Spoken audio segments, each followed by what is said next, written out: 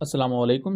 Welcome to इमरात। दोस्तों, दो बड़े टॉपिक्स पर बात करने जा रहे हैं। पहला टॉपिक J-35 की सीरियल प्रोडक्शन को लेकर है कि J-35 पर जितने भी टेस्ट वगैरह थे, फ्लाइट टेस्ट, वो तमाम मुकम्मल कर लिए गए हैं। अब इसकी सीरियल प्रोडक्शन शुरू की जा रही है। मींस कि पाकिस्तान और चाइनीज एयरफोर्स में बहुत जल्द इंडक्ट होने वाला है। दूसरा बात करेंगे कि बहुत से इंडियन न्यूज़ एजेंसीज और बांग्लादेशी हैंडल्स ये क्लेम कर रहे हैं कि पाकिस्तानी ISI का एक डेलीगेशन बांग्लादेश में मौजूद है, और कुछ तो यहाँ तक क्लेम कर रहे हैं कि पाकिस्तानी ISI चीफ यानी कि लेफ्टिनेंट जनरल आसिम मलिक मौजूद हैं बांग्लादेश में। लेकिन इसकी रियलिटी क्या है, क्योंकि इसको फैक्ट चेक करना जरूरी है। ये कोई छोटी चीज नहीं है जिस तरह से क्लेम कर दिया गया है, और फ्यूचर में इसको मिस यूज किया जा सकता है। तो दोस्तों, इन तमाम चीजों पर बात करते हैं। पहले टॉपिक की तरफ आ जाए तो most awaited J-35 stealth aircraft को लेकर फाइनली एक अच्छी खबर। जैसा कि हम पिछले 6-7 माह से देख रहे हैं कि चाइना ने इसको लेकर काफी ज्यादा टेस्टिंग को बूस्टअप किया है। हमें इसी दौरान बहुत से J-35 के प्रोटोटाइप्स भी देखने को मिले, और जुहाई एयर शो 2024 में, जो कि 2024 के एंड में हुआ, वहां J-35 ने प्रॉपर एरियल परफॉर्मेंस का मुजाहरा किया, और वहां आई बिलीव 2 से 3 इसके यूनिट्स दिखाए गए थे। तो J-35 के जो यूनिट्स वहां दिखाए गए उन पर टॉट ट्यूब नहीं थी, जो कि ये जाहिर कर रहा था कि प्रोटोटाइप फेज से ये अब आगे आ चुके हैं और बहुत जल्द इनकी सीरियल प्रोडक्शन शुरू कर दी जाएगी। तो अभी कुछ मीडिया हैंडल्स के मुताबिक, जो कि बिल्कुल भी कंफर्म नहीं है, कि J-35 एयरक्राफ्ट की लिमिटेड सीरियल प्रोडक्शन शुरू कर दी गई है। लिमिटेड सीरियल प्रोडक्शन ये होता है कि छोटे छोटे बैचेस बनाए जाते हैं, मैस प्रोडक्शन नहीं होती। छोटे पैमाने पर एयरक्राफ्ट्स को बनाया जाता है और उन्हें उनकी मतलूबा एयरफोर्स में या मिलिट्री सर्विस में इंडक्ट करवा दिया जाता है। बाद में वक्त के साथ साथ जैसे उसकी परफॉर्मेंस अनफोल्ड होती है, तो वो एयरफोर्स या मिलिट्री ब्रांच, जैसा कि ये चाइनीज नेवी का पार्ट भी बनेंगे, तो वो फिर मैस प्रोडक्शन के अंडर मुख्तलिफ बड़े पैमाने पर ऑर्डर्स देते हैं।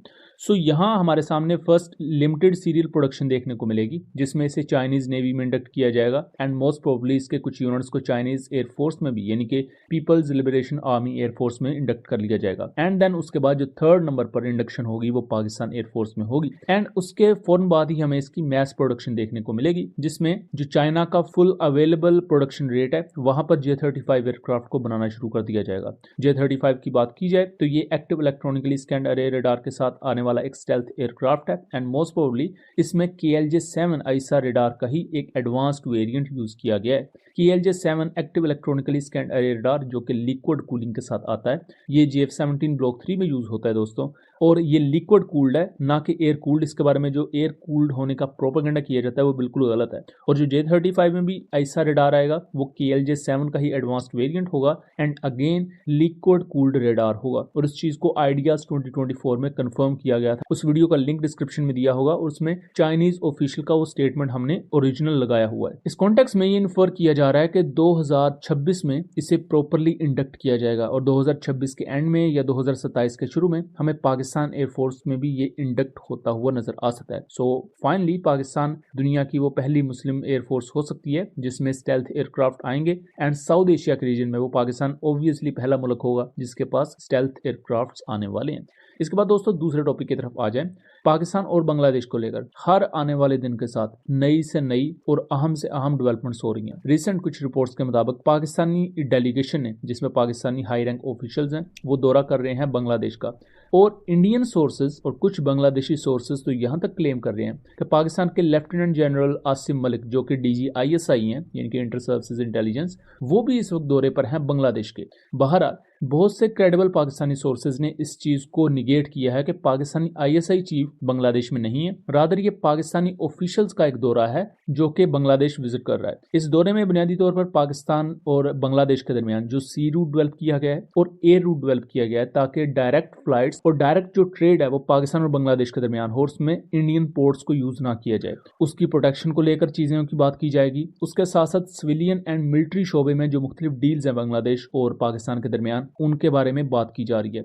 सिविलियन शोबे में देखा जाए तो रिसेंटली बांग्लादेश चावल वगैरह इंपोर्ट कर रहा है पाकिस्तान से, और उसके साथ साथ अगर वेपनरी की बात की जाए तो एमुनिशन वो खरीद रहे हैं। उसके साथ साथ JF-17 एयरक्राफ्ट को लेकर बात चल रही है, और नेवल डोमेन में भी बहुत सी चीजें इस वक्त निगोशिएशंस में। लेकिन यहाँ DG ISI का नाम लिया जा रहा है मुख्तलिफ इंडियन मीडिया एजेंसीज की तरफ से, एंड मोस्ट प्रोबेबली इसको मिस इंटरप्रेट इस तरह किया जाएगा कि पाकिस्तान और बांग्लादेश कोई इंडिया के खिलाफ साजिश कर रहे हैं, जैसा कि इंडियन मीडिया इससे पहले भी क्लेम करता आया है। तो इसे शायद एक गलत रंग देने के लिए DG ISI का यहाँ नाम लिया गया है। जहां तक अगर बात की जाए तो जब तक कोई प्रॉपर इमेजरी हमारे सामने नहीं आती, पिक्चर्स नहीं आती, इस बारे में कंफर्म करना इंतहाई मुश्किल है। और अभी तक जो पाकिस्तानी साइड पर क्रेडिबल सोर्सेज हैं वो यही क्लेम कर रहे हैं कि पाकिस्तानी ऑफिशियल्स ने दौरा किया है बांग्लादेश का, ना कि DGISI ने, क्योंकि डायरेक्टर जनरल ISI का बांग्लादेश में दौरा करना ये बहुत बड़ी चीज है और इसके बहुत बड़े इंप्लीकेशंस होंगे पूरे साउथ एशियन रीजन पर। ऐसा नहीं है कि चीज इम्पॉसिबल है या हो नहीं सकती, हो सकता है ऐसा हुआ हो, लेकिन हम जस्ट ये बात कर रहे हैं कि फैक्चुअली इंडियन मीडिया या कुछ बांग्लादेशी हैंडल्स के कहने पर इस चीज को थोरोली ट्रूथफुल नहीं कहा जा सकता जब तक प्रॉपर इस चीज के सबूत नहीं आ जाते। इस बारे में कॉशियस रहना बेहतर है। लेकिन जो पाकिस्तानी डेलीगेशन बांग्लादेश में मौजूद है ये एडवांस लेवल पर मुख्तलिफ डील्स को निगोशिएट करेगा एंड बांग्लादेश और पाकिस्तान हतमी लाहे अमल देंगे। और इंडिया का यहाँ DGISI का नाम लेना इस चीज की तरफ भी इशारा है कि फ्यूचर में इसका नाम लेकर इंडिया बांग्लादेश के साथ बॉर्डर टेंशन बढ़ा सकता है। रिसेंटली भी हमने बॉर्डर क्लैशेस देखे हैं। जो लोग हमारा सेकंड चैनल कॉन्फ्लिक्ट का रात देखते हैं उस पर हमने डेडिकेटेड 2 वीडियोस बनाई हुई हैं बांग्लादेश और इंडिया के दरमियान जो रिसेंट बॉर्डर क्लैशेस हुए हैं, और उसकी वीडियो वगैरह भी काफी वायरल हुई। जो लोग एक्स पर यानी कि ट्विटर पर हमें फॉलो करते हैं उन्होंने भी वो वीडियोस वगैरह देखी होंगी। और सेकंड चैनल के बारे में हम आपको ऑलरेडी बता चुके हैं, उनका लिंक मैं डिस्क्रिप्शन में दे दूंगा। सो दोस्तों ये था एक एनालिसिस। उम्मीद करता हूँ चीजें क्लियर रही होंगी। वीडियो पसंद आई हो तो इसे ज्यादा से ज्यादा शेयर कीजिएगा एंड चैनल को सब्सक्राइब कीजिएगा। मिलेंगे अगली वीडियो में, तब तक के लिए अल्लाह हाफिज।